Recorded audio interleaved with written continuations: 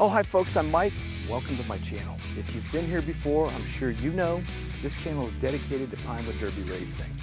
That won't be changing today. Now, I've mentioned many times that I plan on filming those things I do anyhow, working on these cars. Well, I haven't filmed anything. But Terry has just introduced a new class at APR, Mini Extreme, and today's video I plan on going over the entire build. So stay with me, you might find that interesting.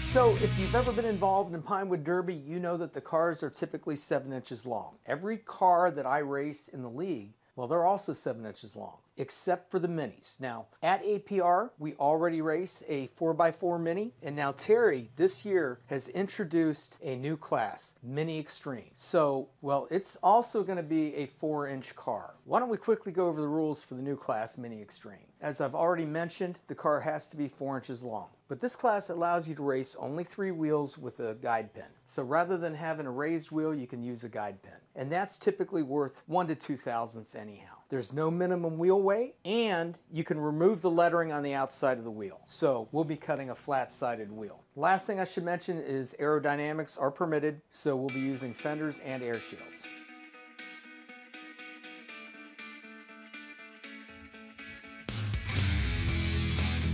So it all starts with the body. If you've been to my channel before, then I'm sure you know I own a laser. What I do is I actually initially create my body pattern in a CAD program, and then I copy it over to CorelDRAW. And this is CorelDRAW. This is what I use to operate my laser.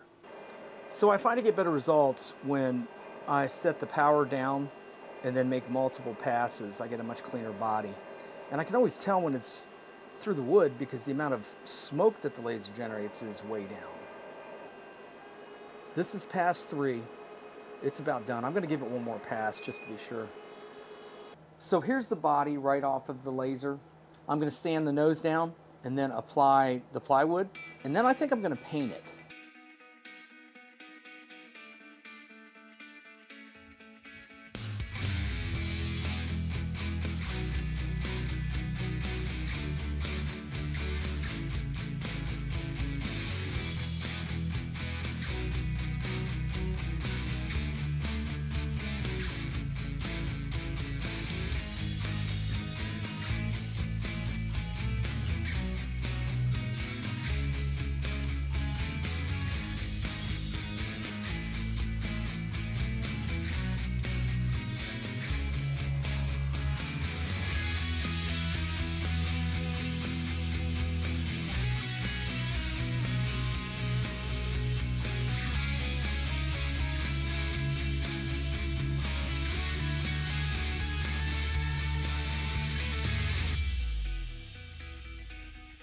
Okay, bodies are done. Time to move on to the wheels and axles.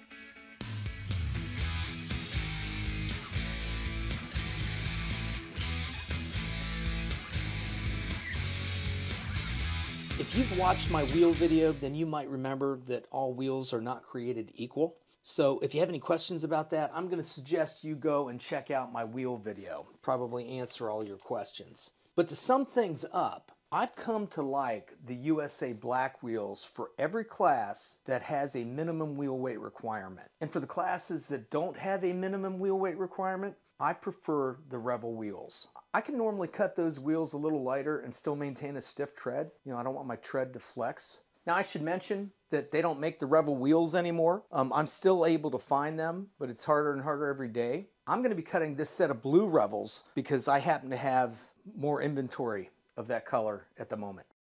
Before I cut these wheels, let's go over the wheel rules for this class. Now, there's no minimum wheel weight requirement, so as I mentioned before, I'm going to cut some Rebel wheels.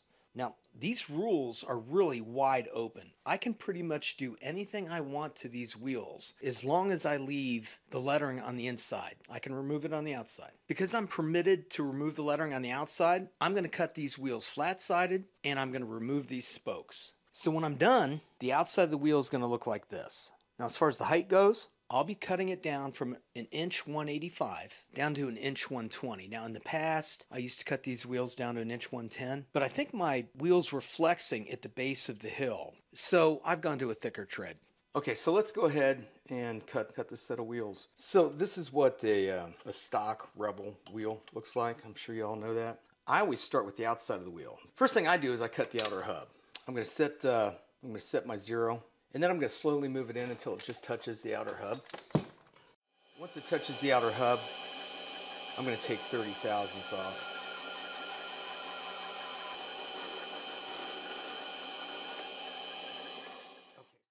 You know, one thing I do also when I'm cutting wheels for myself is I kind of just polish them as I go.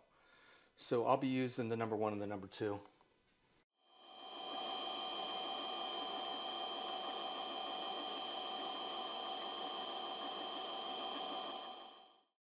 Okay, so now on these flat-sided wheels, I'm going to set my 0. I'm going to bring my tooling until it just touches the lettering. And then from there, I'm going to take out 40 thousandths.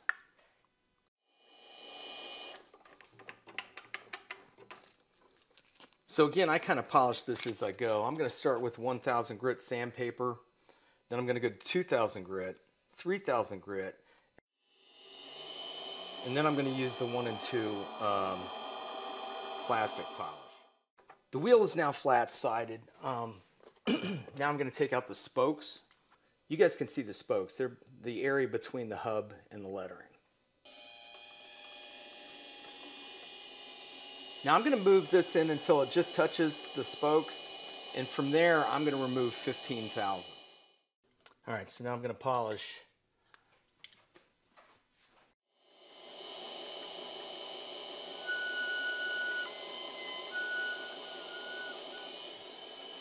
All right, let's take a look at it.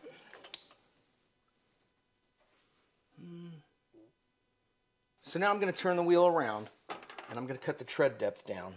In the past, and I think I mentioned already, in the past, I used to cut these things down to about 1'110", but I think that was a little too short. I want to keep the tread from flexing. I want it to be solid going down the track. So just recently, I've gone to 1'120" on the height of the wheel. Okay, so it just touched the wheel. I'm going to set my 0, and from here I'm going to take out 40.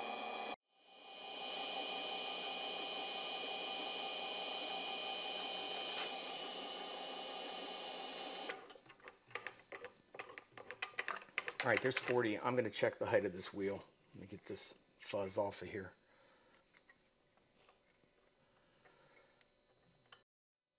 Okay, that's right at 1'120" there. So although I've got a lathe, I know many people don't have a lathe. If you don't have a lathe, Turbo Derby sells these chucks that you can chuck up into your drill, and you can do all your wheel polishing that way. Now, when you guys, if you're buying wheels from me, I don't polish them, but I've got a few videos showing how I polish. Okay, so now that the treads are polished, I'm going to narrow this tread down.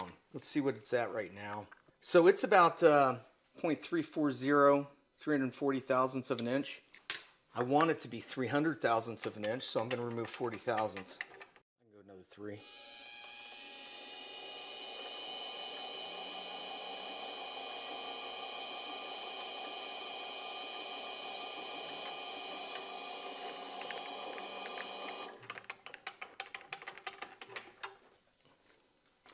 Okay, so there's only a couple things that we have left to do. I'm going to cut the hub length 50 thousandths in from the edge of this tread. Okay, so that hub length should be 50 thousandths. I'm going to cone it. And by the way, guys, I run a really shallow cone, and I do that for a number of reasons. One, because in the classes that have a minimum wheel weight requirement, I want to keep as much weight as possible right in the center of the wheel. And then in addition to that, the shallower the hub is, the flatter the hub. Now, you need to cone them some. But the flatter they are, the less likely you are to damage them. Okay, so the last thing I do is I'm going to remove a little bit of mass from the inside of the wheel. I'm going to leave my tread thickness where it's at, so I'm not going to touch that. But right outside the letters, if you look close here, the lettering on the inside of the wheel, I'm going to move my tooling just to the outside of that, almost touching it. And then from there, I'm going to take out 60 thousandths.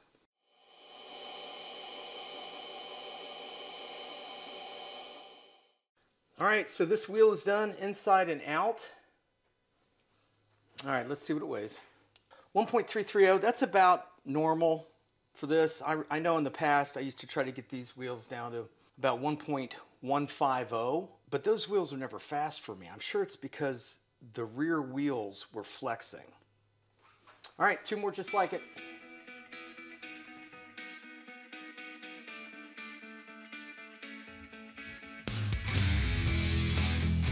All right, it's time to move on to the axles.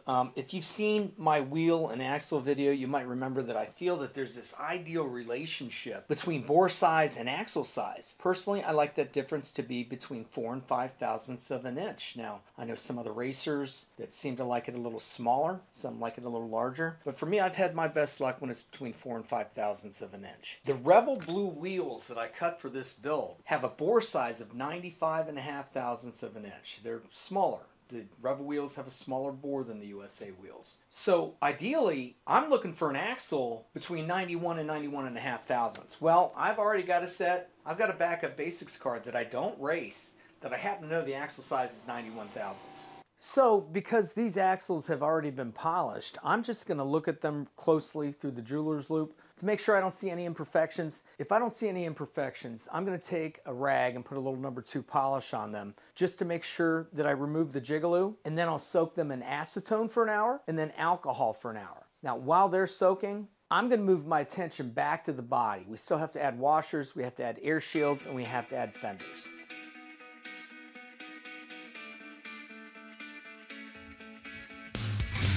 Okay, let's start with the washers. These are Delrin washers, and they're pretty much all I use. And I'm pretty sure you can pick these up on my website. I'll have to check. Now, I sand mine before installing. I find that to be easier. I can keep them flatter. I'll start with the 1500, then 3000, then 6000 grit sandpaper, and I'll sand both sides. Now, I forgot to show it, but after I install, I'll come back and hit it with the number 1 and number 2 plastic polish. And when I install, I'll add a little CA glue to the side of the body on each side of the axle hole. I'll put the washer on a junk axle, install the axle into the axle hole, and push the washer tight to the body. I'll apply a little pressure and remove the axle. Now, after a few minutes, it's usually dry enough that it shouldn't come off. Okay, so it's time to install the air shields.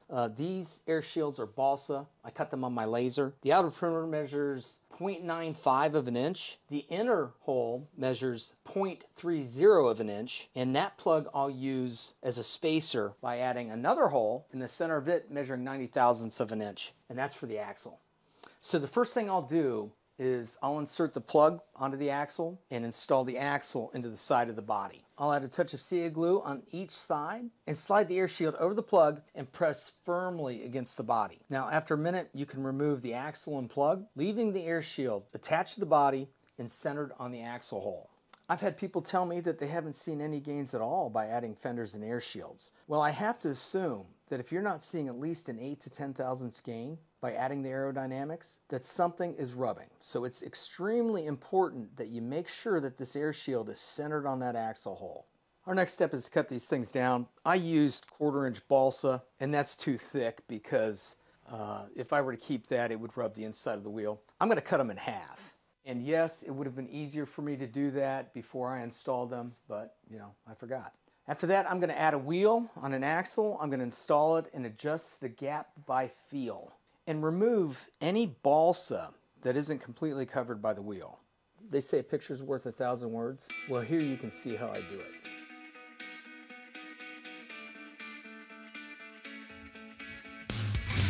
Okay, so these are the pieces we need. Obviously, we need the car and the body. We need the fenders. I need 2 scrap junk wheels, and I need 2 axles. One of the axles will have to be bent to use in the front. So the first thing I'm going to do is I'm going to take a rubber band, I'm going to tie it in a knot, and I'm going to put it on the outside of the wheel. Take a scrap axle, put it in the side of the body. Now I've got a wheel with a rubber band on it. So the purpose of the rubber band is nothing more than to make sure I have a small amount of clearance between the fender and the wheel. Next, I'm going to take some super glue, apply it to the side of the body, apply the fender, hold it down for 10, 15, 20 seconds to let it dry, and call that one done. Pull the rubber band off. Make sure the wheel spins. Now this was the easy side. The other side has 2 wheels.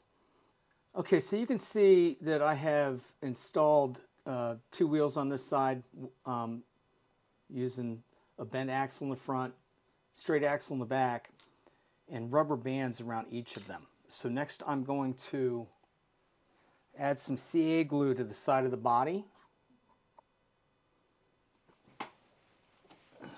Then I'm going to install the wheel. Hold that for about 10 seconds. That's probably been long enough. I'm going to go ahead and take out the wheels.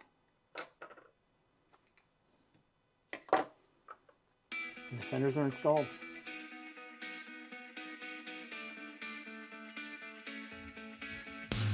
So now the body's almost done. We still have to work out weight placement, but I'm not ready to do that yet. It's time for me to move my attention back to the wheels and axles. Now, when I was cutting these wheels, you may remember that I went ahead and polished everything on the outside of the wheel. Polished the hubs, I polished the treads, but the bores haven't been polished yet. So that's what I plan on doing now.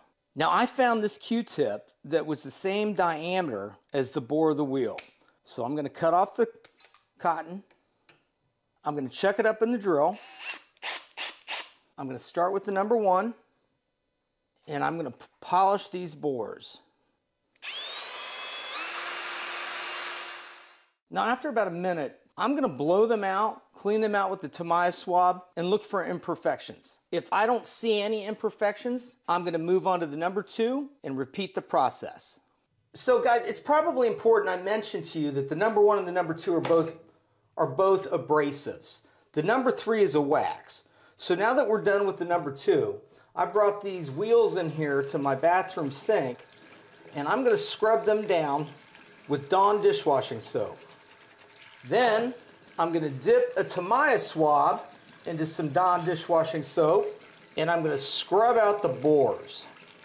After that, I'm going to fill up my sink with very hot water, throw the 3 wheels in, and rinse them out thoroughly. Okay, time to wax. Now I'm just going to take my air compressor, and I'm going to blow them out real well to let them dry off. Do that to all 3 wheels, and it's time to wax.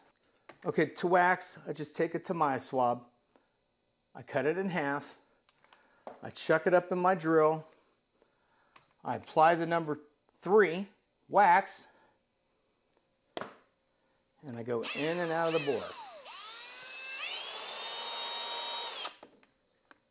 Okay, so I'm going to let that sit for about 30 minutes, and I'm going to start working on the axles again.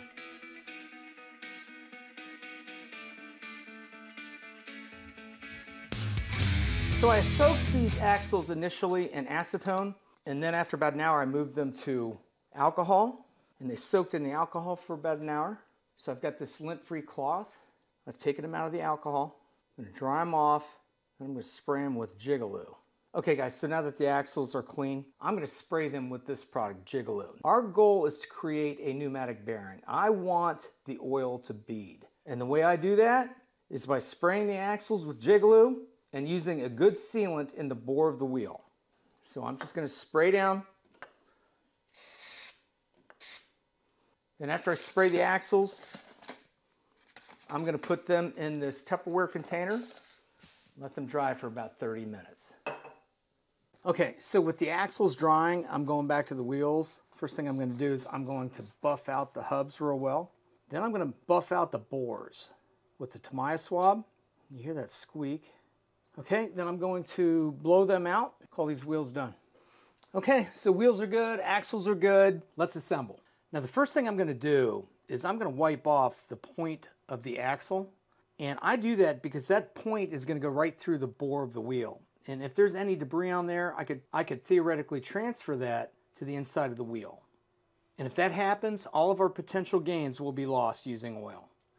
I'm going to put 1 drop of oil on each journal. And I'm going to tap off the excess with my fingernail. I'm going to put the axle into the wheel, then onto the side of the car. Now I'll be adjusting my gaps by feel. I'll give it a little spin to make sure I don't hear anything. Yeah, I think that one's good. 1 more wheel. and we're done.